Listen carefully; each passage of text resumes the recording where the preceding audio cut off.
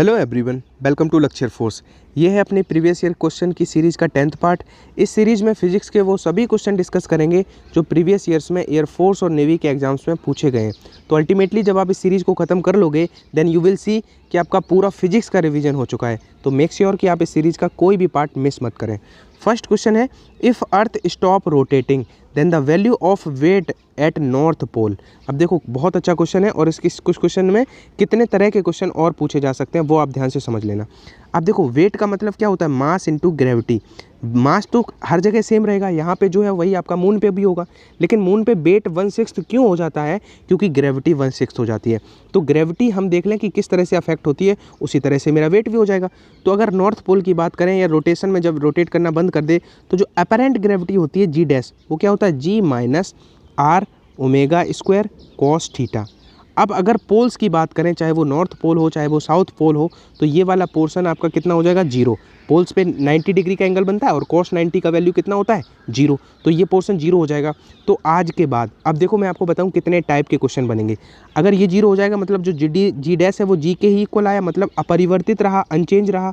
तो अब देखो, अगर स्टॉप रोटेटिंग कर दे अर्थ तो फिर पोल्स की बात करें तो वो अनचेंज रहेगा।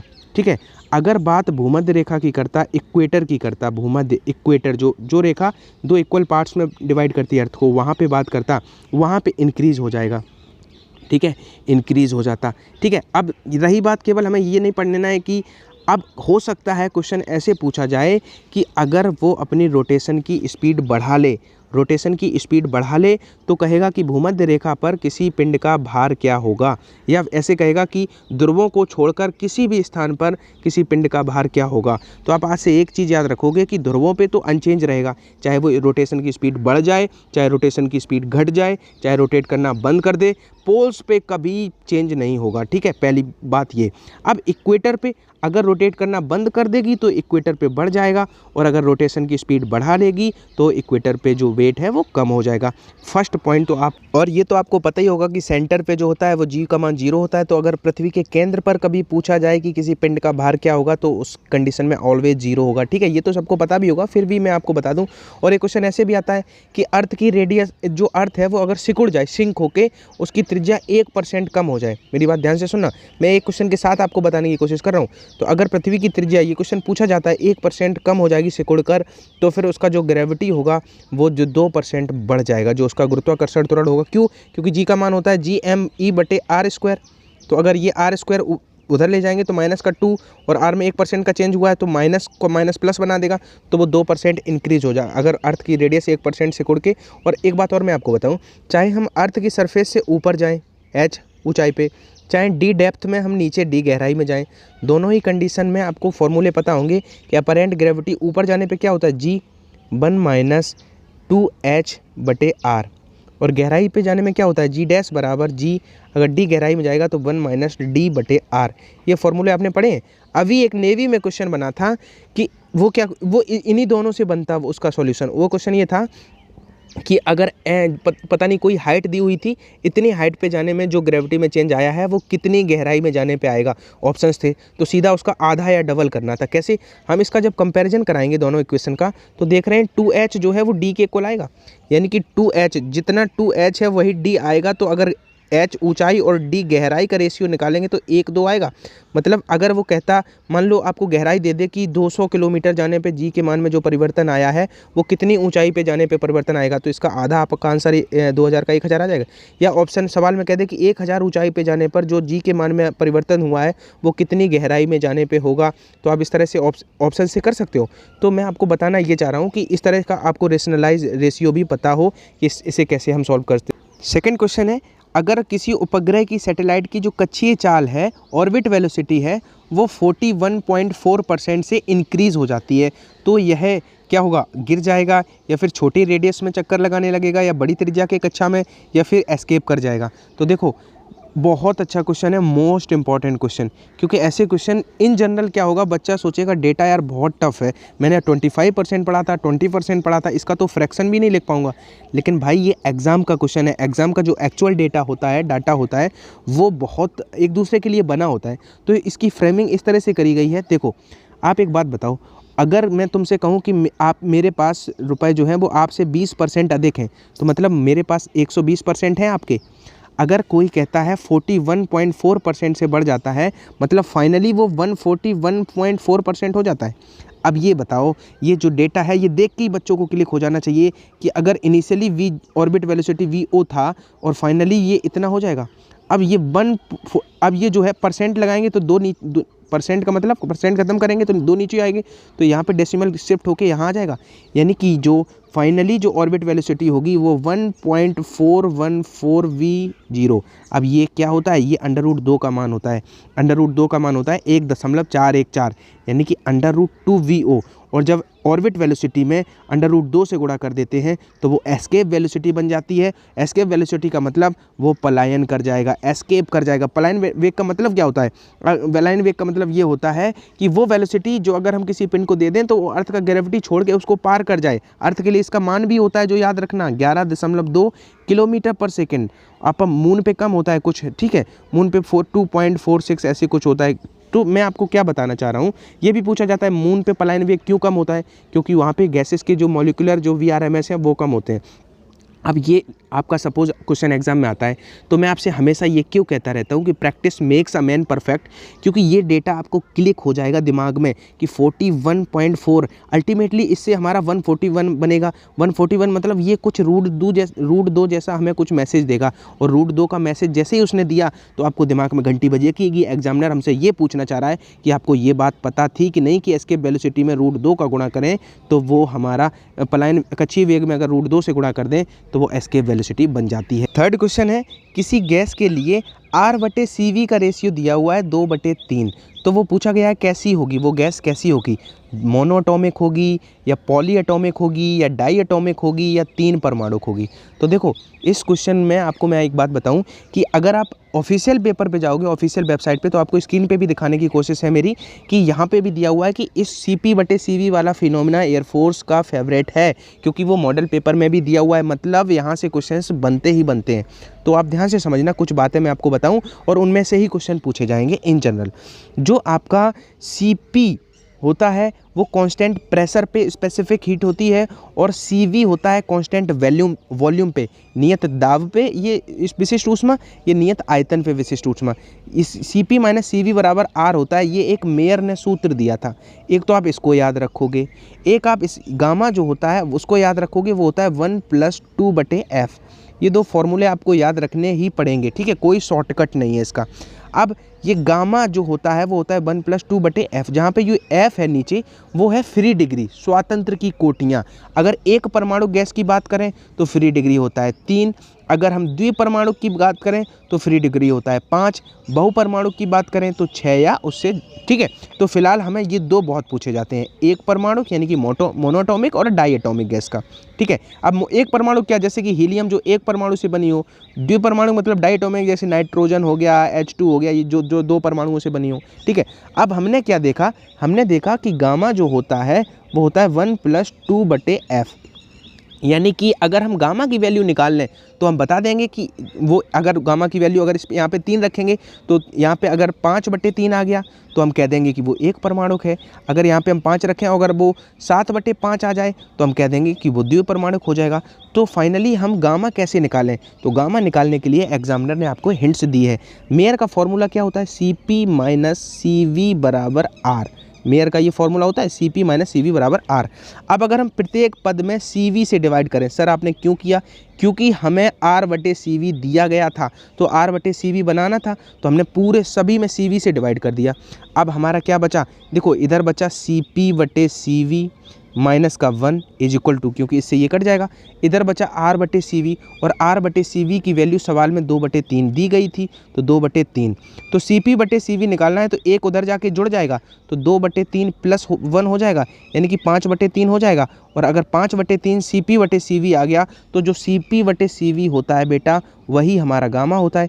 तो गामा का मान अगर 5/3 आ गया तो वो एक परमाणु गैस है। तो फाइनली आपको ये क्वेश्चन नहीं करना था, आपको ये चीज़ें समझनी थी कि CP/CV जो होता है वही मेरा गामा होता है। कई बार आपसे कहेगा सवाल में कि एक द्विपरमाणु गैस है, यह सवाल में ये ना कहेगा कि द्विपरमाणु है, आपको ऐसे कहेगा कि नाइट्रोजन गैस के लिए Cp और Cv का रेशियो निकालो। तो बेटा जो Cp/Cv का रेशियो होगा वही गामा होगा। अब ये नाइट्रोजन गैस है तो गामा का एक डायरेक्ट फॉर्मूला बताया था सर जी ने, 1+2 फ्री डिग्री। नाइट्रोजन के लिए फ्री डिग्री होगा 5, तो डायरेक्ट हम 5 रखेंगे तो यहाँ से 7/5 आंसर टिक ना कर देंगे, कर देंगे। ठीक है, तो इसी तरह से हमें पढ़ाई करनी है और पहले वो चीज़ें पढ़नी है जो मॉक टेस्ट में दी हुई हैं, प्रीवियस ईयर में पूछी गई हैं।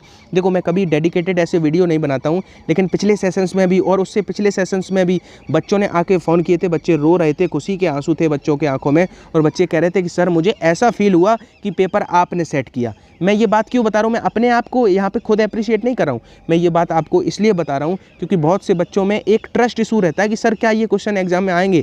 तो बेटा अगर इस सीरीज़ को, स्पेशली जो मैं ये प्रीवियस सीरीज चला रहा हूँ, इसके साथ जो और एडिशनल बातें बताता हूँ, अगर ये बातें कहीं आप लिखते चल रहे हो कि स्पेशल एक नोटबुक बना लेते हो लक्ष्य फोर्स नाम से, और उस नोटबुक को अगर एग्ज़ाम के कुछ दिन पहले आप रिवाइज़ करके जाओगे तो एग्ज़ाम में आप फिजिक्स में बहुत अच्छा परफॉर्म करके आओगे। मैं बहुत सारे रिसोर्सेज बताता हूँ, लेकिन साथ में ये भी कहता हूँ कि केवल आप मेरे चैनल पर रिलाई रहोगे तो फिजिक्स में आप फेल नहीं हो सकते। फोर्थ क्वेश्चन है, ऊष्मागतिकी का कौन सा नियम यह बताता है कि हीट जो एनर्जी होती है उसको टोटल मैकेनिकल एनर्जी में, यांत्रिक ऊर्जा में इसमें देखो टाइप करने में हो सकता है कुछ एरर हो गई हो, लेकिन मैं आपको समझा दूं। एक क्वेश्चन ऐसे पूछा जाएगा, बेसिकली जो थर्मोडायनामिक का सेकंड लॉ है, ऊष्मागतिकी का द्वितीय नियम है, उसका अगर आप गूगल पे अभी सर्च करोगे तो उसका डेफिनेशन भी आपको यही मिलेगा कि वो नियम ही यही है कि हीट एनर्जी को कंप्लीटली आपका मैकेनिकल एनर्जी में चेंज करना पॉसिबल नहीं है। यानी कि कोई भी कार्नो इंजन ऐसा नहीं हो सकता जो 100% एफिशिएंट हो, यानी कि जिसकी दक्षता 100% हो। जबकि आपको न्यूमेरिकल आपने लगाया था ऐसा 100% वाला, आपको मैंने जब स्पेशली कार्नो इंजन पढ़ाया था। एक एंट्रोपी टर्म आप एग्जिस्ट में तभी आया जब ये, अब हम और डिप्थ में नहीं जाएंगे, फिलहाल आपको बस मुझे एक फैक्ट ये बताना था कि ये थर्मोडायनामिक का सेकंड लॉ। और अगर आपसे पूछे कि आंतरिक ऊर्जा की अवधारणा, इंटरनल एनर्जी का जो कॉन्सेप्ट है वो कहाँ से मिला, तो आंतरिक ऊर्जा की अवधारणा, प्रथम नियम क्या कहता है कि निकाय को दी गई Q ऊष्मा W कार्य करती है और कुछ आंतरिक ऊर्जा में परिवर्तन करने में लगा देती है, तो तब ऊष्मागतिकी का प्रथम नियम हो जाएगा। ठीक है, ऐसे बहुत सारे फिजिक्स में नियम हैं। मैं आपसे बार बार कहता हूँ एक बार किताब उठाओ, जैसे केपलर का द्वितीय नियम, जो केपलर का द्वितीय नियम पूछा जाएगा किसके संरक्षण पे कार्य करता है, तो कोणीय संवेग, याद रखना मेरी बात को, एंगुलर मोमेंटम, कोणीय संवेग के संरक्षण पे केपलर का द्वितीय नियम कार्य करता है। आपसे किरचॉफ के 2 नियम पूछे जा सकते हैं। किरचॉफ का जो प्रथम नियम है वो आवेश संरक्षण पे कार्य करता है, और किरचॉफ का जो द्वितीय नियम है वो ऊर्जा संरक्षण पे कार्य करता है। फर्स्ट कंजर्वेशन किरचॉफ का जो है वो चार्ज कंजर्वेशन, जिसपे आने वाले चार्ज और जाने वाले, अगर एक, ठीक है, जैसे यहाँ पे कुछ आने वाले करंट आपको न्यूमेरिकल भी बन सकता है। ठीक है, जैसे मान लो यहाँ पे 3I का करंट आ रहा था, यहाँ पे 4 का जा रहा था, यहाँ x दे दिया उसने यहाँ, तो आप आने वाले में प्लस लगाओगे और जाने वाले में माइनस लगाओगे, 0 के इक्वल कर दोगे तो x का वैल्यू आ जाएगा। ठीक है, तो चार्ज कंजर्वेशन पे कहेगा कि किरचॉफ का लूप लॉ, ठीक है, लूप लॉ, तो वो किसके संरक्षण पे, अब ना तो उसने कहा कि प्रथम नियम, ना कहा द्वितीय नियम, तब आप कंफ्यूज हो जाओगे। तो लूप लॉ सेकंड लॉ होता है जो एनर्जी कंजर्वेशन पे कार्य करता है। कहा जाएगा लेंज का नियम किसके संरक्षण पे कार्य करता है, तो लेंज एक वैज्ञानिक थे जिन्होंने एक नियम दिया था, प्रेरित मतलब इंड्यूस्ड करंट फाइंड करने वाला, उसकी डायरेक्शन फाइंड करने वाला, ऐसा करंट जो जिस डायरेक्शन से ओरिजिन जिसका होता है उसी का अपोज करता है, तो वो ऊर्जा संरक्षण पे कार्य करता है। लेंज का नियम ऊर्जा के संरक्षण पे। बर्नौली की प्रमेय पूछा जाएगा किसके संरक्षण पे कार्य करती है, तो बर्नौली की प्रमेय जो है, बर्नौली थ्योरम है, ये भी ऊर्जा संरक्षण पे कार्य करेगी। कहा जाएगा कि वायुयान किसकी प्रमेय पे कार्य करता है, तो ये एरोप्लेन बर्नौली की प्रमेय पे कार्य करते हैं। कहा जाएगा कि जो रॉकेट होता है वो किसके प्रिंसिपल पे वर्क करता है, तो रॉकेट जो होता है एंगुलर मोमेंटम के कंजर्वेशन पे वर्क करता है, संवेग, रेखीय संवेग संरक्षण के सिद्धांत पे कार्य करता है। फिजिक्स में ऐसे कुछ लॉ हैं, तो आप किताब उठाओगे तो हर चैप्टर में आपको ऐसा क्वेश्चन मैंने कई बार बताया है, लेकिन इसका एक और वेरिएशन मुझे दिख गया तो मैंने इंक्लूड कर लिया। बाकी इसमें मैं समझाने वाला कुछ भी नहीं हूँ। अगर 75 से 70 तक कूल हुआ तो T1 टाइम लगा, 70 से 65 हुआ तो T2 टाइम लगा, और 65 से 60 हुआ तो T3 टाइम लगा, इतने में वो कूल हुआ। तो अब याद करो न्यूटन का शीतलन नियम क्या कहता था, जितना उसका बेस टेम्परेचर होगा उतनी ही जल्दी फास्ट, यानी कि जितनी गर्म बॉडी होगी वो उतनी ही जल्दी ठंडी होती है। यानी कि 75 से ठंडा होना का रेट जो है वो बहुत ज़्यादा होगा कंपैरेटिवली 70 के और उसका जो है कंपैरिजन में ज़्यादा होगा 65 के। यानी कि अब आप अब इसका आंसर आप बताओगे, मैं नहीं बताऊँगा। ठीक है, सबसे जल्दी कौन ठंडा होगा, सबसे जल्दी 75 वाला ठंडा होगा, यानी कि सबसे कम जो है वो T1 होगा। सबसे कम T1 किस में, बी ऑप्शन में, यानी कि सबसे ज़्यादा टाइम किस में लगेगा, जब वो 65 से 60 में, जबकि कि टेम्परेचर डिफरेंस सेम है। क्वेश्चन है, दो सैटेलाइट ए और बी एक ग्रह के चारों ओर 4r और r रेडियस में चक्कर लगा रहे हैं, ठीक है। अगर फर्स्ट का वेलोसिटी है वो v है, तो सेकंड का हमें फाइंड करना है। तो देखो वेलोसिटी का फॉर्मूला क्या होता है, gm/r अंडर रूट में, तो यानी कि जो वेलोसिटी है वो r के इनडायरेक्टली प्रोपोर्शनल है। आप इसको याद रखोगे कि जो एवरेज वेलोसिटी है, कक्षीय चाल है, वो उसकी त्रिज्या के कक्षा की व्युत्क्रमानुपाती होती है उसके अंडर रूट के वर्ग, ठीक है। तो यानी कि अगर हम इसे रेशनलाइज करेंगे तो v1/v2 को we can write it as under root r2/r1। अब R2 कितना है, 4r r1 है, R2 r है, तो नीचे जो है वो 4r लिखेंगे और ऊपर R2 लिखेंगे। R2 हमारा r है और उसका वर्गमूल लेंगे। 1/4 का वर्गमूल 1/2 आएगा, यानी कि v1/v2 हमारा आ जाएगा 1/2, यानी कि v2 जो है वो दो गुना हो जाएगा v1 का, यानी कि v1 कितना था, v था, तो 2 गुना 2v आंसर आ जाएगा। लेकिन ऑप्शन में 2v नहीं है, तो इसको इस वेलोसिटी को आई थिंक ये 3v था, ठीक है। ये क्वेश्चन मैंने टाइप किया सही नहीं हो पाया है, 3v था, तो 3v का 2 गुना 6v आंसर हो जाएगा। ये क्वेश्चन बहुत सारे मॉक टेस्ट में भी आपको दिखता होगा, क्योंकि ये फेमस क्वेश्चन है। और ये कुछ ऐसे क्वेश्चन होते हैं इंटरलिंक्ड रहते हैं, जैसे एनडीए में आया, फिर सीडीएस वालों ने उठा लिया, फिर उसको नेवी ने उठा लिया। रिक्रूटमेंट बोर्ड क्या रहते हैं, क्वेश्चंस नए बनाने, तुम्हें लगता है कि नए बनाएंगे वो क्वेश्चंस, बस उन्हीं क्वेश्चंस में थोड़ा ट्विस्ट करके। और तभी मैं कहता हूँ बहुत सारे एग्जाम्स के आए हुए क्वेश्चंस की प्रैक्टिस करने से हमारी एक्चुअल मतलब हमें क्या है कि बहुत यही स्मार्ट वर्क होते हैं। हार्ड वर्क और स्मार्ट वर्क में कुछ ज़्यादा डिफरेंसेस नहीं होते हैं, ठीक है। और मैं आप थोड़ा पेशेंस रख लो।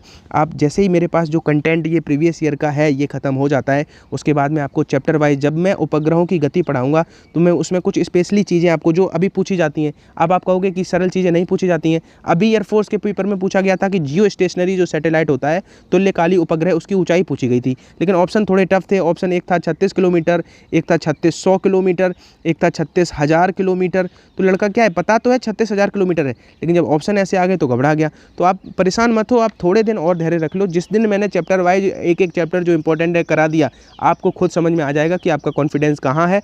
अगर रेडियस r का एक सोप बबल है, उसको बनाने में W वर्क डन करना पड़ा, अगर उसी द्रव के त्रिज्या 2r के बुलबुले को बनाने में जो वर्क डन करना पड़ेगा वो क्या है। पहले रेडियस r का हमने सोप बबल बनाया, फिर 2r का बनाया। तो देखो इस क्वेश्चन के लिए जो वर्क डन रहेगा वो वर्क डन क्या रहेगा, सरफेस टेंशन इनटू एरिया रहेगा। अब ये बताओ, जो सरफेस टेंशन उन्होंने कहा उसी द्रव का मतलब वो तो सेम है। एरिया क्या है, 4πr², यानी कि इवेंचुअली हम ये भी तो लिख सकते हैं कि W वर्क डन जो है वो डायरेक्टली प्रोपोर्शनल है रेडियस का स्क्वायर के। बस यही तो हमें छोटी छोटी चीज़ें निकालनी होती हैं। अब रेडियस के स्क्वायर के डायरेक्टली प्रोपोर्शनल है, पहले रेडियस r था, अब रेडियस 2r हो गया। अब इनका स्क्वायर करेंगे तो ऊपर r² हो जाएगा, नीचे 4r² हो जाएगा। r² से r² कट गया, यानी कि W1/W2 बराबर हमारा जो है वो 1/4 आ गया, यानी कि जो W2 होगा वो 4W1 हो जाएगा। अब 4W यानी कि C ऑप्शन हमारा राइट आंसर हो गया। कार्नो इंजन की एफिशिएंसी पे बेस्ड है जो क्वेश्चन आते भी हैं आपके, चाहे वो नेवी का पेपर हो चाहे एयरफोर्स का पेपर हो। देखो क्वेश्चन आते हैं लेकिन ईजी होते हैं वो। कार्नो इंजन की एफिशिएंसी दी हुई है 25%। अगर यह 27 डिग्री पर ऊष्मा देगा किसको, सिंक को, तो सिंक का ताप दिया हुआ है, तो ऊष्मा लेगा कितने टेम्परेचर पे। अब सोर्स से लेता है तो स्रोत का ताप पूछा गया है।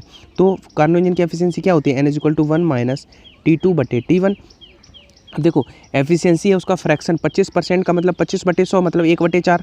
तो हम इसको फाइनली ऐसे भी तो लिख सकते थे, 1/4 बराबर 1 - T2/T1। अब T2 कितना है, 27 डिग्री। आप इन सवालों को जो सॉल्व करें तब ये याद रखें, T1 तो हमें निकालना है, ठीक है, सोर्स का टेम्परेचर निकालना है, और T2 जो है 27 है, लेकिन इसको हमेशा केल्विन में रखना। तो 27 में जब 273 जोड़ोगे तो 300 हो जाएगा, तो 300/T1। अब आप एक बात बताओ, देखो ये नहीं है कि ये कैलकुलेट करने लगे एलसीएम लेके। अब एक बात बताओ, यहाँ पे T1 पे अगर हम 400 रख देते हैं, आपको ये इतना सोचना आना चाहिए, तो ये 2 0 से 2 0 कट के 1 - 3/4 बनेगा, जिसको हम 1/4 लिख सकते हैं। यानी कि T1 जो है वो सेटिस्फाइड कर रहा है कितने टेम्परेचर पे, 400 के। अब इतना मैथमेटिकल आपका जो एनालिटिकल है पावर वो होना चाहिए, ठीक है। या इसको आप क्रॉस मल्टीप्लाई करके सॉल्व करके भी निकालोगे तो T1 का मान 400 आएगा, लेकिन ये 400 केल्विन आएगा। अब इसमें से अगेन हम 273 घटा देंगे, तो 400 में से जैसे ही 273 घटाएंगे तो 400 में से 200 गया तो 200 बता, 73 और चला गया तो 127। तो जो सोर्स का टेम्परेचर है वो देखो, जिनको समझ में नहीं आया, देखो नो डाउट जिन्होंने कार्नो इंजन नहीं पढ़ा होगा 12th में या 12th के बाद कभी अच्छे से नहीं पढ़ाए तो उनको समझ में नहीं आया होगा। 1-2 सवाल ऐसे भी हो सकते हैं जो अगर चैप्टर नहीं पढ़े तो समझ में नहीं आए, तो आप परेशान मत होना। जितने भी चैप्टर मैंने उस दिन काउंट कराए थे तो उसमें कार्नो इंजन भी था, क्योंकि कार्नो इंजन भी मुझे दोबारा से अच्छे से पढ़ाना है, ठीक है। बस आप वीडियोज़ को यार लाइक लाइक कर दिया करो, क्योंकि हर घंटे मैं चेक करता हूँ, आपके कमेंट्स पढ़ता रहता हूँ। तो जब ये कमेंट्स और लाइक आपको पता नहीं है कि मुझे बहुत मोटिवेशन देते हैं। एक पॉजिटिव कमेंट हमें मजबूर कर देता है अपने टाइम में से, अपने इंपॉर्टेंट मतलब जो भी मैं कर रहा होता हूँ और आपको एकदम से स्क्रॉल करा, फ़ोन देखा, लाइक्स बढ़ रहे हैं या कमेंट्स बढ़ रहे हैं या व्यूज़ बढ़ रहे हैं, तो हर क्रिएटर का मोटिवेशन सिर्फ यही चीज़ें होती हैं। तो प्लीज़ वीडियो को 1000 लाइक पहुँचा देना। इसी तरह से हम आप